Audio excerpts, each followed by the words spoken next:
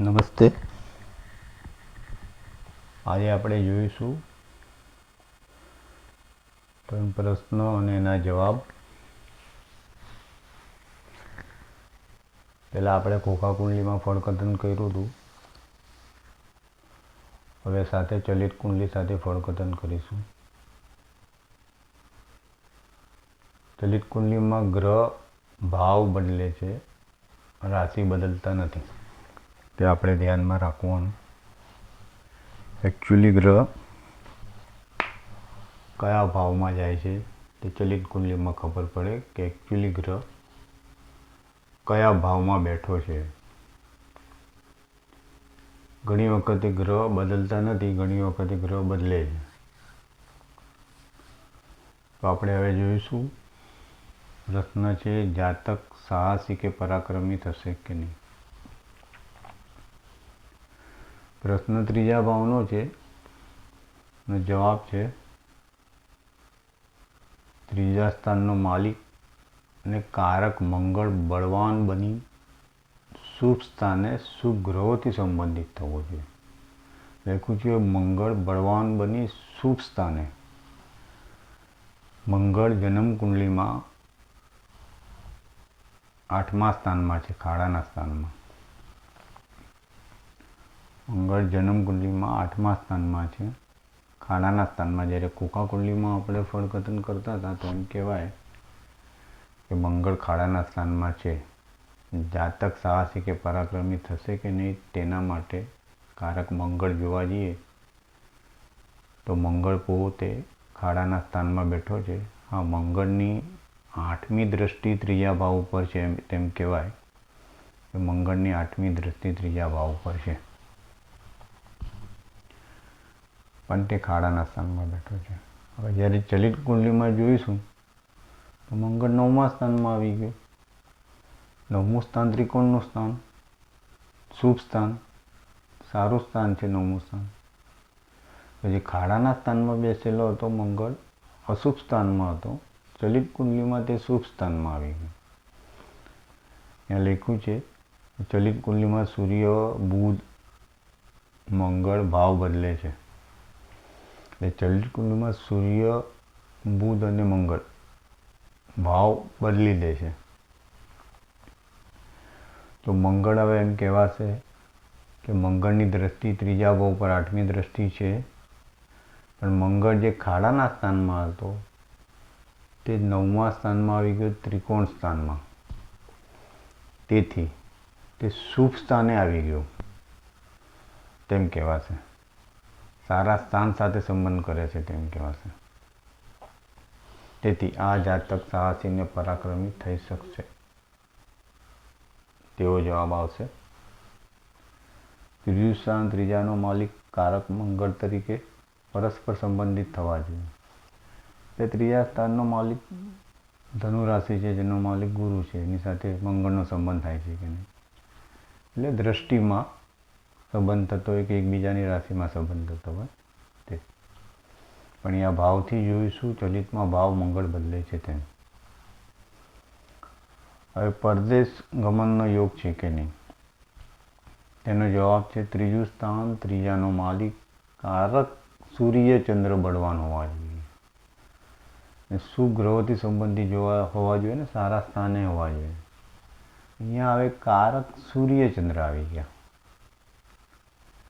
કારક સૂર્ય ચંદ્ર. પરદેશ ગમન માટે 7મા સ્થાનમાં સૂર્ય છે. હવે 7મા સ્થાનમાં એટલે કેન્દ્ર સ્થાનમાં સૂર્ય જે હતો એ ચલિત કુંડલીમાં 6ઠ્ઠા સ્થાનમાં જતો રહેશે, હવે ખાડાના સ્થાનમાં. તો અહીંયા આપણું ફળકથન બદલાઈ ગયું. પરદેશ ગમનનો જે યોગ હતો તે સૂર્ય અને ચંદ્ર બળવાન બનીને, પણ સૂર્ય કેન્દ્રમાંથી સીધો ખાડાના સ્થાનમાં આવી ગયો, એટલે અશુભ સ્થાનમાં આવી ગયો તેમ કહેવાશે. ચંદ્ર તો પોતાની રાશિમાં કર્ક રાશિમાં જ છે અને 10મા સ્થાનમાં છે, કેન્દ્ર સ્થાનમાં છે.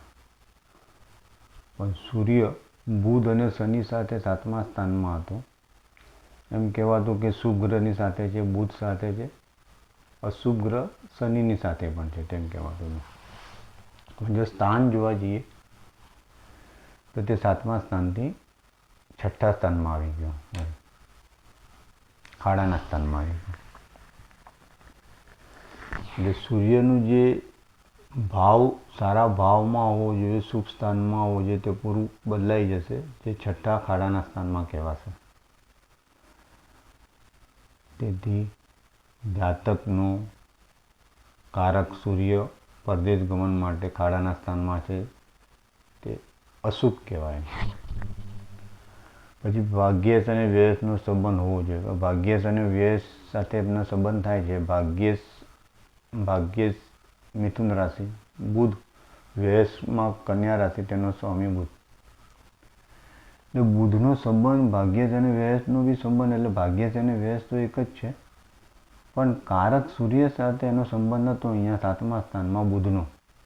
બુધ અને સૂર્ય બંનેનો સંબંધ થતો તો બુધ ભાગ્યેશ બી છે અને વ્યયસ પણ છે, પણ એ જે સંબંધ થતો તે ચલિત કુંડલીમાં બદલાઈ ગયો. સૂર્ય પોતે ખસીને 6ઠ્ઠા સ્થાનમાં ખાડાના સ્થાનમાં આવ્યું, એટલે તેનો બુધના સાથે બી સંબંધ રહ્યો નહીં.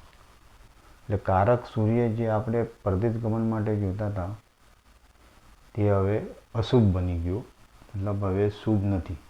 એટલે પરદેશ ગમન માટે આ જાતકને અશુભ ફળ મળશે, પરદેશ ગમન નહીં કરી શકે તેમ કહેવાશે. આગળ જોઈશું ભાંડુઓનું સુખ સારું મળશે કે નહીં. 3જું સ્થાન, ત્રીજાનો માલિક કારક મંગળ પરસ્પર સંબંધિત થવા જોઈએ.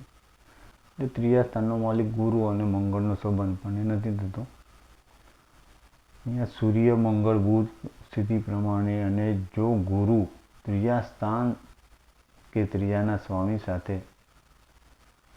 કે મંગળ પરસ્પર સંબંધિત થાય તો.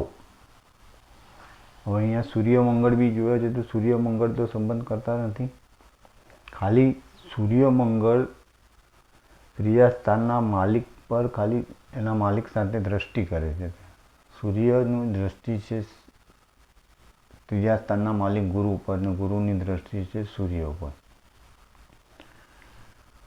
સૂર્ય પોતે 7મા સ્થાનથી 6ઠ્ઠા સ્થાનમાં આવી જશે, એટલે ખાડાના સ્થાનમાં આવે છે. મંગળ બી ભાવ બદલે છે.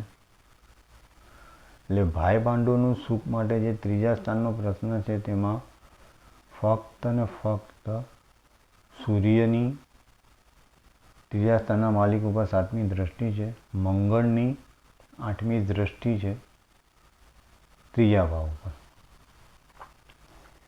સૂર્યનો સંબંધ, મંગળનો સંબંધ ભાવ તરીકે 3જા ભાવ સાથે થતો નથી, ફક્ત દ્રષ્ટિ તરીકે ગુરુ અને સૂર્ય સંબંધ કરે છે. માટે ભાઈ ભાંડુનું સુખ થોડું સારું. ને કારક મંગળ તરીકે, મંગળ જો શુભ સ્થાનમાં હોય તો મંગળ આમ દ્રષ્ટિમાં છે 3જા સ્થાનમાં, 8મી દ્રષ્ટિ કરે છે. મંગળ પોતે પછી 6ઠ્ઠા સ્થાનમાં છે, ખાડાના સ્થાનમાં છે, એ પોતે 9મા સ્થાનમાં આવી જાય. તો ભાઈ ભાંડુનું સુખ માટે મંગળ પોતે 9મા સ્થાનમાં ત્રિકોણ સ્થાનમાં આવી જાય છે, તો તે મંગળ શુભ ફળ આપશે તેમ કહેવાશે. માટે ભાઈ ભાંડુનું સુખ માટે મંગળ તો શુભ ફળ આપશે જ. 3જા સ્થાનના સ્વામી સાથે મંગળનો કોઈ સંબંધ નથી, પણ 3જા ભાવ ઉપર મંગળની 8મી દ્રષ્ટિ છે. આ રીતે ચલિત કુંડલીમાં સાથે રાખીને ફળકથન કરવાનું રહેશે. ખોખા કુંડલીથી ફળકથનમાં ખોટા પડશો. ચલિત કુંડલીમાં ગ્રહ રાશિ બદલતો નથી. ચલિત કુંડલીમાં ફક્ત ગ્રહ ભાવ બદલે છે, ભાવ. તેથી ચલિત કુંડલી જોયા પછી જ તમારે નક્કી કરવાનું કે ગ્રહ કયા ભાવમાં બેઠો છે, કયા ભાવમાં જાય છે, કયા આગળના પાછળના જે ભાવમાં જાય છે એ જોઈને પછી જ ફળકથન થાય. તેની વગર ફળકથન થતું નથી. એ તો ફળકથનમાં સચોટતા આવશે ને, સૂક્ષ્મતા નહીં આવે ને તમારી પકડ નહીં રહે. આજે આપણે અહીંયા સુધી રાખીશું. આગળ બી થોડા પ્રશ્ન જોઈશું ચલિત કુંડલી અને ખોખા કુંડલીમાં, લગ્ન કુંડલીમાં. જો તમને મારો વિડીયો સારો લાગે તો લાઈક કરજો, અને ન સારો લાગે તો ડિસલાઈક કરજો. ધન્યવાદ.